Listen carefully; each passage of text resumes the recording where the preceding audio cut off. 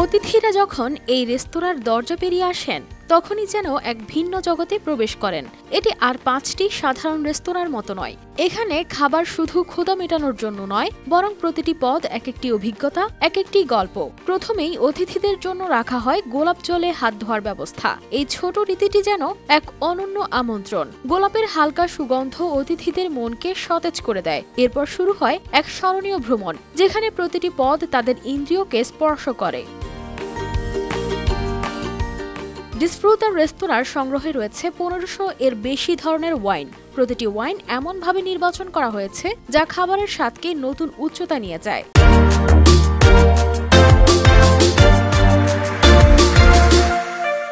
এই অভিজ্ঞতার পেছনে রয়েছেন ৩ জন প্রতিভাবান শেফ, যারা খাবারকে শুধুই খাদ্য নয়, এক শিল্পে রূপান্তর করেছেন। তাদের লক্ষ্য খুব স্পষ্ট, খাবারের প্রতিটি পদে এমন সৃজনশীলতা যোগ করতে হবে যা অতিথিদের অনেক দিন মনে থাকবে। তাদের এক অনবদ্য সৃষ্টি হলো গোল্ডেন এগ।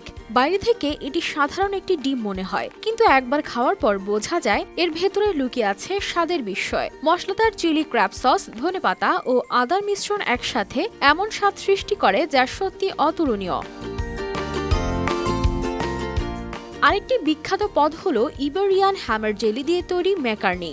এটি শুধু স্বাদে নয়, টেক্সচারে এমন ভিন্নতা যোগ করে যা অতিথিদের চমকে দেয়। এটি যেন এক প্লেট ভরে স্বাদ আর মজার গল্প শোনায়। মিষ্টান্ন পরিবেশনের আগেও থাকে একটি বিশেষ রীতি, গোলাপ জলে হাত ধোয়ার আমন্ত্রণ। এটি যেন অতিথিদের মিষ্টান্নের জগতে প্রবেশের জন্য মানসিকভাবে প্রস্তুত করে।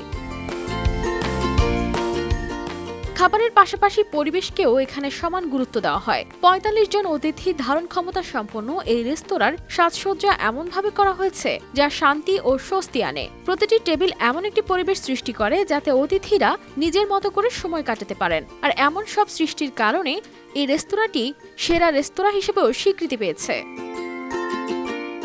কানিজ ফাতেমা শিমু, RTV।